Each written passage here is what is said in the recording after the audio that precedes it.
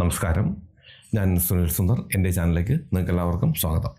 ഇന്ന് ഞാൻ പറയുന്നത് ആത്മാവിനെ കുറിച്ചാണ്. പലരുടെയും ചോദ്യമാണ്, ആത്മാവുണ്ടോ, മരണാനന്തരം അങ്ങനൊരു ജീവിതമുണ്ടോ എന്നുള്ളതിനെ കുറിച്ചൊക്കെ ഒരുപാട് പേരുടെ ചോദ്യമാണ്. അതിന് ഞാനിത് എൻ്റെ അനുഭവം ഉൾപ്പെടെ വെച്ചിട്ട് ഒരിക്കൽ മരണത്തിലേക്ക് പോയി തിരിച്ചു വന്നൊരു വ്യക്തിയാണ് ഞാൻ. അത് എനിക്കുണ്ടായിട്ടുള്ളൊരു അനുഭവമാണ്. ഒരുപാട് പേര് കണ്ട ഒരു വീഡിയോ ആണത്. അങ്ങനെ ഒരുപാട് പേർക്ക് അനുഭവങ്ങളുണ്ട്. ഞാനിതിപ്പം ഇന്ന് ഒന്നുകൂടി വിശദീകരിച്ചതിനെക്കുറിച്ച് പറയാൻ കാര്യം, ഒരു വ്യത്യസ്തമായ ഒരു അനുഭവം കൂടി എൻ്റെ ജീവിതത്തിൽ എൻ്റെ അടുത്ത് വന്ന ഒരാൾക്കുണ്ടായി. അപ്പം മരണാനന്തര ജീവിതം ഉണ്ടോ എന്ന് ചോദിച്ചാൽ വ്യക്തമായും അത് ഉണ്ട് എന്ന് നമുക്ക് പറയാം. ഇപ്പോൾ നമ്മുടെ കേരളത്തിലുള്ള ഒരു പ്രമുഖ ചാനലിൽ നിന്നും ഒരു സംവാദത്തിന് വേണ്ടിയിട്ട് എന്നെ വിളിച്ചിരുന്നു. അതായത് വിഷയം ഇത് തന്നെയാണ്, മരണാനന്തര ജീവിതം. അപ്പം അത് എനിക്കുണ്ടായ അനുഭവങ്ങൾ അല്ലെങ്കിൽ ഞാൻ കൈകാര്യം ചെയ്തിട്ടുള്ള സംഭവങ്ങൾ പറയണം. പക്ഷേ അതിനെ എതിർത്തുകൊണ്ട് മറ്റുള്ള ആൾക്കാർ ഓപ്പോസിറ്റ് ഇരിക്കുന്നവർ ചോദിക്കും. അവർ അന്ധവിശ്വാസികളാണ്, അവർക്ക് ഇതിലൊന്നും വിശ്വാസമില്ല. അപ്പം ഞാനത് ആ ചർച്ചയ്ക്ക് എന്നെ വിളിച്ചപ്പോൾ ഞാനത് സ്നേഹരൂപേണ ഞാനങ്ങ് ഒഴിവായ കാര്യം എന്തെന്ന് വെച്ചാൽ, പണ്ടുള്ള ആൾക്കാരൊരു പഴഞ്ചൊല്ല് പറയും, ഉറങ്ങുന്നവരെ വിളിച്ചുണർത്താം, ഉറക്കം നടിക്കുന്നവരെ ഒരിക്കലും നമുക്ക് വിളിച്ചുണർത്താൻ സാധിക്കില്ല എന്നുള്ളതാണ്. അവർക്ക് ഇങ്ങനെ ഒരു ആത്മാവോ അങ്ങനെ മരണാനന്തരം ഒരു ജീവിതം ഉണ്ടോ എന്നുള്ള കുറിച്ചൊന്നും അവർ വിശ്വസിക്കുന്നില്ല. അവർ അതിന് നഖശിഖാന്ത് അവരതിനെ എതിർക്കും. പക്ഷെ അവരുടെ ഒറ്റ ചോദ്യം എന്തായിരിക്കും, എന്താണ് തെളിവ്? ഞാനോ അല്ലെങ്കിൽ എൻ്റെ മുന്നിൽ വരുന്ന മറ്റൊരാളുടെ അനുഭവം പറഞ്ഞാലൊന്നും അതൊന്നും അവർക്ക് തൃപ്തിയാകില്ല. തെളിവ് കൊടുക്കണം എന്നാണ് പറഞ്ഞത്. ചിലപ്പോൾ ഡിജിറ്റൽ തെളിവ് വരെ അവർ ചോദിച്ചൊന്നിരിക്കും. അതുകൊണ്ട് ഞാൻ ആ സംവാദത്തിൽ നിന്നും സ്നേഹരൂപേണ ഞാൻ ഒഴിവായി. അതുകൂടി വന്നപ്പോഴത്തേക്കാണ് ഞാനിങ്ങനെ ഒരു എൻ്റെ മുന്നിൽ വന്ന ഒരു വിഷയത്തെക്കുറിച്ച് ഞാനത് പറയാം. അതിന് മരണാനന്തര ജീവിതം ഉണ്ട് എന്നുള്ളതിനെക്കുറിച്ച് നമ്മുടെ തിരുവനന്തപുരത്തോ കേരളത്തിലോ ഇന്ത്യയിലോ മാത്രമല്ല, പ്രത്യേകിച്ചും പാശ്ചാത്യ രാജ്യങ്ങളിൽ ഒരുപാട് രാജ്യങ്ങൾ ചേർന്നിട്ട് ഇതിനെക്കുറിച്ച് ഒരുപാട് റിസർച്ച് നടത്തി അതങ്ങനെ ഒരു ജീവിതം ഉണ്ട് എന്ന് വരെ, അല്ലെ ആത്മാവിന് വീണ്ടും ജീവിച്ചിരിക്കുന്നു, ആത്മാവ് വീണ്ടും അത് പുനർജനിക്കുന്നു എന്നുള്ളതിനെക്കുറിച്ചൊക്കെ ഒരുപാട് തെളിവുകൾ നമ്മുടെ മുന്നിലുണ്ട്. അപ്പോൾ ഇന്ന് ഞാൻ പറയാൻ പോകുന്നൊരു അനുഭവം, എനിക്കുണ്ടായ ഒരു അനുഭവത്തെക്കുറിച്ച് ഞാൻ പറയുന്നുണ്ട്. എൻ്റെ മുൻ എപ്പിസോഡിൽ കയറി നോക്കിയാൽ അറിയാം. എനിക്കുണ്ടായിട്ടുള്ള വളരെ അത്ഭുതകരമായിട്ടുള്ള, എൻ്റെ ശരീരത്തിന് വന്നിട്ട് പോയിട്ടുള്ള മാറ്റം പോലും. ഇപ്പം എനിക്കൊരു അനുഭവം ഉണ്ടായത് മാത്രമല്ല, ആ അനുഭവം ഉണ്ടായിക്കഴിഞ്ഞ് മണിക്കൂറുകൾക്കുള്ളിൽ എൻ്റെ ശരീരം ഉണ്ടായിരുന്നതിനേക്കാളും പകുതിയിൽ താഴേക്ക് ചുരുങ്ങിപ്പോയി, എൻ്റെ ശരീരത്തിൻ്റെ ഭാരം പോലും നഷ്ടപ്പെട്ടു പോയൊരവസ്ഥ എനിക്ക് ഉണ്ടായിട്ടുണ്ട്. അതൊക്കെ അത്ഭുതം തന്നെയാണ്. അപ്പം ഇന്ന് എനിക്കുണ്ടായൊരു അനുഭവം, എൻ്റെ മുന്നിൽ വന്ന ഒരാളാണ്. അയാൾക്ക് ഈ ഒരു അനുഭവം ഉണ്ടായതിന് ശേഷം ഒരു പേടി, ആ പേടി എന്തെന്നറിയാൻ വേണ്ടിയിട്ട് ആ പേടിക്കൊരു പരിഹാരം തേടിയാണ് എൻ്റെ അടുത്ത് വന്ന് അയാളുടെ അനുഭവം എന്തെന്ന് വെച്ച് കഴിഞ്ഞാൽ, അയാളുടെ അച്ഛനും അമ്മയും മറ്റു ബന്ധുക്കളും താമസിക്കുന്ന സ്ഥലത്തു നിന്നും ഇയാളും ഭാര്യയും ജോലി സംബന്ധമായിട്ട് കുറച്ച് ദൂരെയുള്ളൊരു ഭാഗത്തേക്ക് അവർ ഒരു വീട് വാടകയ്ക്കോ അങ്ങനെയാണ് അവരെന്തായാലും മറ്റൊരു വീട്ടിലാണ് അവർ താമസിക്കുന്നത്. ഒരു കുട്ടി എന്തോ കൂടെയുണ്ട്. അപ്പോൾ കുറച്ച് ദൂരെയാണ് അച്ഛനമ്മമാർ താമസിക്കുന്ന വീട്ടിൽ ഭാഗത്തു നിന്നും കിലോമീറ്ററുകൾ മാറിയാണ് ഇവർ താമസിക്കുന്നത്. അങ്ങനെ അച്ഛൻ ഇത്തിരി സുഖമില്ലാതൊക്കെ കിടക്കുന്ന ഒരാളാണ്. അദ്ദേഹം അങ്ങനെ വീട്ടിൽ ഒരു ദിവസം രാത്രി കിടന്നുറങ്ങി. ഉറങ്ങിയപ്പോൾ അദ്ദേഹം സ്വപ്നമല്ല, യഥാർത്ഥത്തിൽ അദ്ദേഹം കാണുന്നു, അദ്ദേഹത്തിൻ്റെ അച്ഛൻ ഇദ്ദേഹത്തിൻ്റെ അടുത്ത് വന്നിട്ട് പറയുകയാണ്, അമ്മയ്ക്ക് ഒട്ടും സുഖമില്ല, ആശുപത്രിയിൽ ആരൊക്കെ അമ്മയെ അടുത്ത് ഇപ്പോൾ ആശുപത്രി കൊണ്ടുപോയി, നീ പെട്ടെന്ന് ഓടി അമ്മയുടെ അടുത്ത് ഹോസ്പിറ്റലിൽ എത്തണം, അമ്മയ്ക്ക് വേണ്ടുന്ന ചികിത്സ കൊടുക്കണം, നീ എപ്പോഴും അമ്മയോടൊപ്പം ഉണ്ടായിരിക്കണമെന്ന് അച്ഛൻ വന്ന് ഇയാളോട് പറയുകയാണ്. പറഞ്ഞ് ഇയാൾ പെട്ടെന്ന്, അപ്പം സ്വപ്നമാണോ എന്ന് ചോദിച്ചാൽ അയാൾ പറഞ്ഞു സ്വപ്നമല്ല, യഥാർത്ഥത്തിൽ ഞാൻ കണ്ടതാണ്. പക്ഷേ അയാൾ പെട്ടെന്ന് എണീറ്റു. വാച്ചോ മൊബൈലോ നോക്കുമ്പം മണി കൃത്യം വെളുപ്പിനെ 3 മണി. അപ്പോഴത്തേക്ക് ഇങ്ങേർക്ക് അനുഭവപ്പെട്ട മറ്റൊരു കാര്യം, അദ്ദേഹത്തിൻ്റെ അച്ഛൻ ഒരു പഴയ തലമുറയിൽപ്പെട്ട ആളാണല്ലോ. അദ്ദേഹം ഈ ബീഡി എപ്പോഴും ബീഡി വലിക്കുന്ന ഒരു മനുഷ്യനാണ്, സിഗരറ്റല്ലേ ബീഡി. അപ്പോൾ ഈ അച്ഛൻ ദൂരം നിന്ന് വരുമ്പോഴത്തേക്ക് ഈ ബീഡിയുടെ മണം അവർക്ക് കിട്ടും. അപ്പം അച്ഛനുണ്ടോ ഇല്ലയോ എന്നറിയാൻ ഈ മണം മതി, കാര്യം അത്ര ബീഡി വലിയാണ്. ഈ അച്ഛൻ ഈ ബീഡിയുടെ മണം എപ്പോഴും അച്ഛൻ വരുമ്പോൾ ഉണ്ടാകും. ഈ മണം ഈ സമയത്തിന് ഇദ്ദേഹത്തിൻ്റെ വീട്ടിൽ അനുഭവപ്പെടുന്നുണ്ട്. അദ്ദേഹം പെട്ടെന്ന് തന്നെ ഭാര്യയെ വിളിച്ചുണർത്തി കാര്യം പറഞ്ഞു, ഇങ്ങനെയാണ് അച്ഛൻ വന്നിങ്ങനെ പറഞ്ഞു, സ്വപ്നത്തിൽ വന്ന് എൻ്റെ അടുത്ത് ഇങ്ങനെ പറഞ്ഞിട്ട് പോയി. പക്ഷേ യഥാർത്ഥത്തിൽ ഞാൻ കണ്ടതാണ് അച്ഛൻ പറഞ്ഞു അമ്മയ്ക്ക് സുഖമില്ല എന്ന് പറയുന്നു, നമുക്ക് പെട്ടെന്ന് നമുക്ക് അങ്ങോട്ട് പോകാം. പക്ഷേ അപ്പോഴിവർക്കൊന്ന് വിളിച്ച് ചോദിക്കണം എന്നുള്ളൊരു ബുദ്ധി അവർക്ക് അപ്പോഴും തോന്നിയില്ല. അവർക്ക് പോയാൽ മതി, പെട്ടെന്ന് മൊബൈലുണ്ടെന്നോ വിളിച്ചു ചോദിക്കണമെന്നോ ഒന്നൊന്നും അവർക്ക് തോന്നില്ല. അച്ഛൻ വന്ന് പറഞ്ഞ സംഭവം യാഥാർത്ഥ്യമാണ്, അതിനകത്ത് അവർ സംശയിക്കേണ്ട കാര്യമില്ല. അച്ഛൻ നേരിട്ട് വന്ന് പറഞ്ഞതുപോലെയാണ്, പിന്നെ വിളിച്ച് ചോദിക്കേണ്ട കാര്യമില്ല. ഇവരപ്പോഴും തന്നെ കുട്ടിയെ വിളിച്ചുണർത്തി ഇവർ പെട്ടെന്ന് ഒന്ന് റെഡിയായി വീട്ടിന് പുറത്തേക്ക് ഇറങ്ങി ഗേറ്റ് തുറക്കാനായിട്ട് അവിടെ വരുമ്പോൾ ഒരു കാറ് പാഞ്ഞു വന്ന് ഇവരുടെ മുമ്പിൽ നിൽക്കുകയാണ്. നോക്കുമ്പോൾ അവിടെ ആ ബന്ധുക്കൾ എല്ലാവരും 2-3 പേര് കാറിനകത്തുണ്ട്.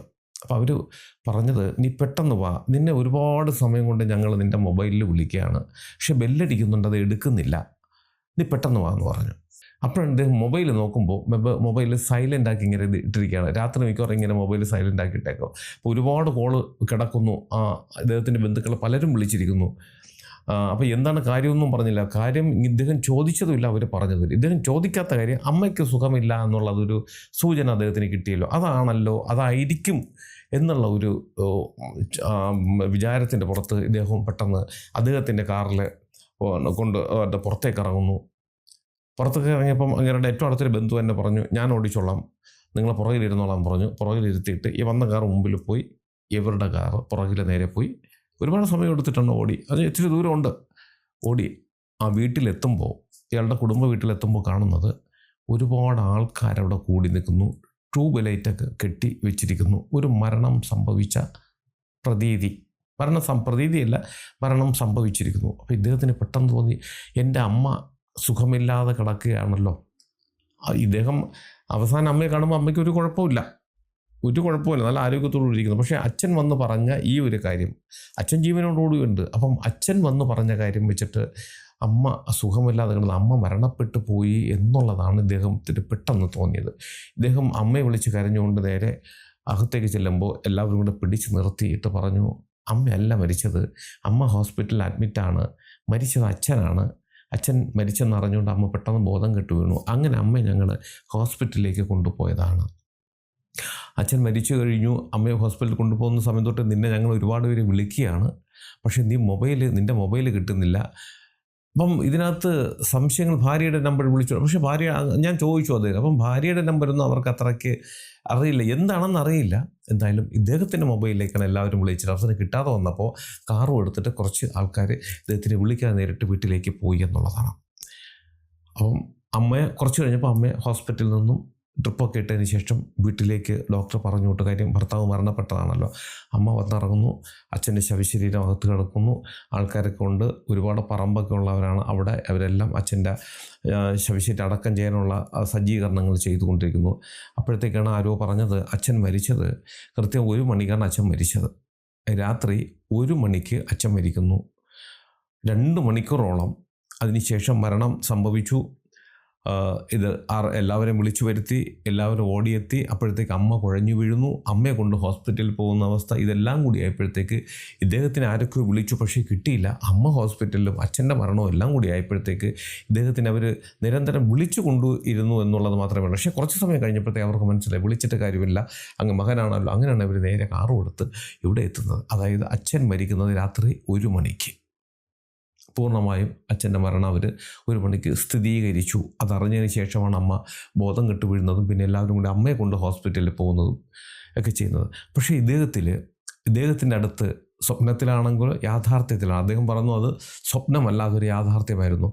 അച്ഛൻ വന്ന് പറയുന്നത് വെളുപ്പാങ്കാലം 3 മണിക്ക്, അതായത് മരിച്ച് 2 മണിക്കൂറിന് ശേഷം അദ്ദേഹത്തിൻ്റെ അച്ഛൻ അതേ രൂപത്തിൽ വന്ന് ഇദ്ദേഹത്തിനോട് അമ്മയെ ഹോസ്പിറ്റലിൽ കൊണ്ടുപോയ കാര്യം, അമ്മയ്ക്ക് സുഖമില്ല, ഹോസ്പിറ്റലിൽ കൊണ്ടുപോയ കാര്യം വന്നു പറയുന്നു.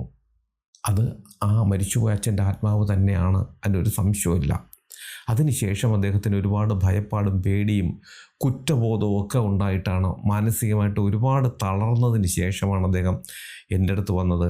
അച്ഛൻ മരിച്ചുപോയി, അവസാനമായിട്ട് അച്ഛൻ എന്നെ കാണാൻ പറ്റാതെ മരിച്ചു പോയതുകൊണ്ടുള്ള അച്ഛൻ എന്നോട് ദേഷ്യമുണ്ടോ, ഇങ്ങനെയൊക്കെയുള്ള ഒരുപാട് സംശയങ്ങൾ, അതുകൊണ്ടാണോ എനിക്ക് ഇത്രയും ബുദ്ധിമുട്ടുണ്ടാകുന്നത്, ഇങ്ങനെയുള്ള ഒരുപാട് കാര്യങ്ങൾ ചോദിച്ചു കൊണ്ടാണ് അദ്ദേഹം എൻ്റെ അടുത്ത് വരുന്നത് തന്നെ. അപ്പം അതിനൊക്കെ ഞാൻ കൃത്യമായ മറുപടി കൊടുത്തിട്ടുണ്ട്. കാര്യം മരിച്ചുപോയ കാര്യം സ്വന്തം മക്കൾ ജോലി സംബന്ധമായിട്ടൊക്കെയാണ് പല ഭാഗങ്ങളിലും പോയി താമസിക്കുന്നത്. പ്രത്യേകിച്ച് ജീവിച്ചിരിക്കുമ്പോൾ അച്ഛനമ്മമാർക്കൊരു വിഷമം ഉണ്ടാകാം, എൻ്റെ മകൻ എൻ്റെ അടുത്ത് വന്നില്ലല്ലോ, വരുന്നില്ലല്ലോ എന്നുള്ളത്. പക്ഷേ മരിച്ചു കഴിഞ്ഞാൽ അവർക്ക് അങ്ങനെയൊന്നും ഒരു ദേഷ്യം ഉണ്ടാകാറില്ല. അതെല്ലാവരും അറിയാൻ വേണ്ടിയിട്ട് പറയുന്ന ഒരുപാട് പേര് ചോദിക്കുന്ന ചോദ്യമാണ്. അപ്പോൾ ഇതിൽ നിന്നും നമുക്ക് ഈ ഒരു സംഭവ കഥയിൽ നിന്നും നമുക്ക് മനസ്സിലാക്കാൻ പറ്റുന്നത് മനുഷ്യൻ്റെ ആത്മാവ് അത് മരിക്കുന്നില്ല. മരണശേഷവും ആത്മാവ് ജീവനോടുകൂടി ഇരിക്കുന്നു. പ്രിയപ്പെട്ടവരെയൊക്കെ തിരിച്ചറിയാൻ പറ്റുന്നു. അറിയിപ്പിക്കേണ്ട ചില കാര്യങ്ങൾ നമുക്ക് ഫോൺ വിളിച്ച് പറയാൻ പറ്റാത്തതോ അല്ലെങ്കിൽ യാത്ര ചെയ്ത് എത്താൻ പറ്റുന്ന സമയത്തിനുള്ളിൽ പോലും ഈ ആത്മാവിന് വളരെ വേഗത്തിൽ വന്ന് കാര്യങ്ങൾ അറിയിപ്പിക്കാൻ സാധിക്കുന്നു എന്നുള്ളതാണ്. അതായത് ഇദ്ദേഹം മരണപ്പെട്ടു, ഭാര്യ ഹോസ്പിറ്റലിലേക്ക് പോകുന്നു, വീട്ടിലുള്ള എല്ലാവരും മകനെ വിളിക്കുന്നു, കിട്ടുന്നില്ല, അടുത്ത കാറെടുത്ത് അവിടെ നിന്ന് തിരിച്ച് അപ്പോൾ അവർ ഓടി ഇനി എപ്പോഴാണ് എത്തുന്നത്? ഇത് ആത്മാവ് കാണുന്നുണ്ട്, അത് മനസ്സിലാക്കുന്നുണ്ട്. അതാണ് ഇതിൽ നിന്ന് നമ്മൾ ഉൾക്കൊള്ളേണ്ടുന്ന ഒരു കാര്യം. ആത്മാവ് തന്നെ അതേ രൂപത്തിൽ അതേ ഗന്ധത്തോടു കൂടി സ്വന്തം മകൻ്റെ അടുത്ത് വന്നിട്ട് ഈ കാര്യം അറിയിപ്പിക്കുന്നു. മകൻ ഒരുങ്ങി തയ്യാറായി പുറത്തിറങ്ങുമ്പോൾ ഈ അന്വേഷിച്ച് വന്നവരവിടെ എത്തുന്നു എന്നുള്ളതാണ്. അപ്പം ഇതിൽ നിന്നുമൊക്കെ നമുക്ക് പൂർണ്ണമായും മനസ്സിലാക്കാം മരണാനന്തര ശേഷം നമ്മുടെ ആത്മാവ് നമ്മളോടൊപ്പം തന്നെ അല്ലെങ്കിൽ നമ്മുടെ പ്രിയപ്പെട്ടവരോടൊപ്പം തന്നെ ഉണ്ടാകും എന്നുള്ളതിനെക്കുറിച്ച് ഒരു സംശയവും വേണ്ട. പിന്നെ എല്ലാ കാലവും നമ്മളോടൊപ്പം ഉണ്ടാകില്ല എന്നുള്ളതാണ്. 1 വർഷത്തോളം, അതായത് മരിച്ചു കഴിഞ്ഞ് നമ്മൾ അവരെ പിതൃവാക്കി മാറ്റുന്നത് വരെ അവർ നമ്മളോടൊപ്പം ഉണ്ടായിരിക്കും. അതൊരു സത്യം തന്നെയാണ്. അപ്പോൾ പലരും ഒരുപാട് പേര് പറഞ്ഞിട്ടുണ്ട്, മരണാനന്തര കർമ്മങ്ങളൊക്കെ നമ്മൾ കൃത്യമായി ചെയ്തു കഴിഞ്ഞാൽ പിന്നെ അവർ നമ്മളെ വിട്ടങ്ങ് പോകില്ലേ, പിന്നെ ഒരിക്കലും അവർക്ക് നമ്മളെ കാണാൻ പറ്റില്ലല്ലോ, അവരുടെ സാന്നിധ്യം നമുക്ക് അറിയാൻ പറ്റില്ലല്ലോ, അതുകൊണ്ട് തർപ്പണങ്ങളൊന്നും ചെയ്യാതിരുന്നാൽ അവർ വീണ്ടും നമ്മളോടൊപ്പം തന്നെ നിലനിൽക്കില്ലേ, ഈ ആത്മാക്കൾ നിൽക്കില്ലേ, നമ്മുടെ പ്രിയപ്പെട്ടവരെ രൂപം കാണാൻ പറ്റിയില്ലെങ്കിലും അവരുടെ സാന്നിധ്യം നമ്മളോടൊപ്പം ഉണ്ടെന്ന് നമുക്ക് മനസ്സിലാക്കാൻ പറ്റില്ലേ? ഇങ്ങനെയുള്ള ഒരുപാട് കാര്യങ്ങൾ പലരും ചോദിക്കുന്നുണ്ട്. പക്ഷെ അതൊക്കെ വിഡ്ഢിത്തരമാണ്. കാരണം ഈ ആത്മാവ് മരണപ്പെട്ട് കഴിഞ്ഞാൽ 13 ദിവസം പൂർണ്ണമായും ആ മരിച്ച അന്തരീക്ഷത്തിൽ പ്രിയപ്പെട്ടവരോടൊപ്പം ഉണ്ടായിരിക്കുകയും അതിനുശേഷം അത് മറ്റ് പല ഭാഗങ്ങളിലും സഞ്ചരിക്കുകയും സഞ്ചരിക്കുകയാണെങ്കിൽ പോലും നമ്മളോടൊപ്പം ആ സാന്നിധ്യം ഉണ്ടായിരിക്കും. അത് മരിച്ചു കഴിഞ്ഞാൽ 365 ദിവസം വരെ 1 വർഷത്തോളം മാത്രമേ ഉണ്ടാകുകയുള്ളൂ. 1 വർഷം കഴിയുമ്പോൾ അതിന് മോക്ഷപ്രാപ്തി കിട്ടി, അത് പിതൃലോകത്തിലേക്ക് അതിന് പോയില്ല എങ്കിൽ അങ്ങനെയുള്ള ആത്മാക്കളാണ് പ്രേതങ്ങളായി മാറുന്നത്. പിന്നീട് അവർക്ക് നമ്മളോട് ഒരിക്കലും ഒരു അനുകമ്പയോ സ്നേഹമോ വാത്സല്യമോ ഒന്നും ഉണ്ടാകില്ല. പിന്നെ നമ്മളെ നശിപ്പിക്കുക അല്ലെങ്കിൽ നമ്മളെ വിഷമിപ്പിക്കുക, നമ്മളെ ജീവിതമേ തകർത്ത് തരിപ്പണമാക്കുക, ഈ ഒരു അവസ്ഥയിലേക്കാണ് അവർ പോകുന്നത്. എന്തുകൊണ്ട് എന്ന് വെച്ചാൽ പ്രേതമായി അലയാൻ ഒരു ആത്മാക്കളും ആഗ്രഹിക്കുന്നില്ല. ആത്മാക്കളെല്ലാം മരണശേഷം 365 ദിവസത്തിനുള്ളിൽ നമ്മൾ ചെയ്തു കൊടുക്കുന്ന തർപ്പണങ്ങളുടെ ഫലമായി അവർക്ക് മോക്ഷപ്രാപ്തി കിട്ടി പിതൃലോകത്തിലേക്ക് പോകാനും അടുത്ത പുനർജന്മത്തിനുള്ള ആ ഒരു അവസ്ഥയിലേക്ക് ആ ആത്മാവിന് മുന്നോട്ട് പോകാനും സാധിക്കുമെന്നുള്ളതാണ്. അങ്ങനെ സാധിക്കാതെ വരുന്നതാണ് അന്തരീക്ഷത്തിൽ പ്രേതാത്മാവായി അലയുന്നത്. അപ്പം മരണപ്പെട്ട് കഴിഞ്ഞാൽ കൃത്യമായി നമ്മൾ മരണാനന്തര കർമ്മങ്ങൾ ചെയ്തു കൊടുക്കണം. നമ്മുടെ അത്യാഗ്രഹം കൊണ്ട് ആത്മാവിനെ നമ്മളോടൊപ്പം പിടിച്ചു നിർത്താമെന്ന് വിചാരിച്ചാൽ അത് നമുക്ക് ഗുണത്തെക്കാൾ ഏറെ ദോഷം ചെയ്യും. ഞാൻ ഈ പറഞ്ഞ സംഭവ കഥ കൊണ്ട് നിങ്ങൾ മനസ്സിലാക്കേണ്ടത്, മരണപ്പെട്ടു പോയി ഞാനായാലും ഈ കേട്ടുകൊണ്ടിരിക്കുന്ന താങ്കളായാലും മരണപ്പെട്ടു പോയാൽ നമ്മുടെ ആത്മാവിന് നമ്മുടെ പ്രിയപ്പെട്ടവരോടൊപ്പം കുറച്ച് നാളെങ്കിലും ചേർന്ന് നിൽക്കുവാനോ അവർക്ക് വേണ്ടിയിട്ടുള്ള ചില സൂചനകൾ കൊടുക്കുവാനോ ഒക്കെ നമുക്ക് സാധിക്കും എന്നുള്ളത് സത്യം തന്നെയാണ്. മരണാനന്തര ജീവിതം അതൊന്നുണ്ട്, അതിനാർക്കും ലംഘിക്കാൻ സാധിക്കില്ല, ഇല്ല എന്ന് സ്ഥാപിക്കാനും സാധിക്കില്ല എന്നുള്ളതാണ്. പക്ഷേ ഇതൊന്നും തർക്കിക്കുന്നവരോട് ഒരു തെളിവായി മുന്നിൽ നിരത്തിക്കൊണ്ട് അവരെ വിശ്വാസത്തിലേക്ക് എടുക്കാൻ ഒരിക്കലും നമുക്ക് സാധിക്കില്ല എന്നുള്ളതാണ്. അപ്പോൾ ഞാൻ ഈ പറഞ്ഞ കാര്യം നിങ്ങൾക്ക് എല്ലാവർക്കും ഉപകാരപ്രദമാകട്ടെ. നിങ്ങൾക്ക് ജ്യോതിഷപരമായോ വാസ്തുപരമായോ എന്തെങ്കിലും കാര്യങ്ങൾ അറിയണത് ഞാൻ പറഞ്ഞാൽ മതി എന്നുണ്ടെങ്കിൽ ഇപ്പോൾ ഈ സ്ക്രീനിൽ എഴുതി കാണിക്കുന്നതിൻ്റെ ഓഫീസിലെ ഓൺലൈൻ ബുക്കിംഗ് നമ്പറാണ്. ഈ നമ്പറിലേക്കാണ് നിങ്ങൾ വിളിക്കേണ്ടത്. 1-2 ചെറിയ കാര്യങ്ങളുണ്ട്, അതനുസരിച്ച് നിങ്ങൾ ബുക്ക് ചെയ്യണം. അങ്ങനെ നിങ്ങൾ ബുക്ക് ചെയ്താൽ നിങ്ങൾ ചോദിക്കുന്ന ജ്യോതിഷപരമോ വാസ്തുപരമോ കാര്യത്തിൻ്റെ മറുപടി ഞാൻ നിങ്ങൾക്ക് തരാം. അത് കേട്ടിട്ട് നിങ്ങൾക്ക് എന്നെ തിരിച്ച് വിളിക്കുകയും ചെയ്യാം. അതുപോലെ നിങ്ങളുടെ വീടിനോ നിങ്ങളുടെ ഭൂമിക്കോ വാസ്തുദോഷമോ ഭൂമിദോഷമോ അതുപോലുള്ള മറ്റുള്ള എന്തെങ്കിലും പ്രേതബാധ ദോഷങ്ങളോ ശത്രുദോഷങ്ങളോ എന്തെങ്കിലും ഉണ്ട്, അങ്ങനെയുള്ളതൊക്കെ ഞാൻ അവിടെ വന്ന് നേരിട്ട് കണ്ടാൽ മാത്രമേ അതിനെ പരിഹരിക്കുവാൻ സാധിക്കുകയുള്ളൂ. അങ്ങനെയാണെങ്കിൽ നിങ്ങൾ ഈ നമ്പറിലാണ് വിളിക്കേണ്ടത്. ഈ നമ്പറിൽ അതിന് ഏത് ജില്ലയിലാണെങ്കിലും മറ്റൊരു സ്റ്റേറ്റിലാണെങ്കിലും സമയക്രമം അനുസരിച്ച് ഞാൻ അവിടെ വന്ന് കണ്ട് അതിനുള്ള പരിഹാര മാർഗ്ഗങ്ങളും ചെയ്തു തരാം. അതുപോലെ നിങ്ങൾക്ക് ജ്യോതിഷം ഓൺലൈൻ വഴി അല്ലാതെ നേരിട്ട് വന്ന് അറിയാനുള്ള സംവിധാനമുണ്ട്.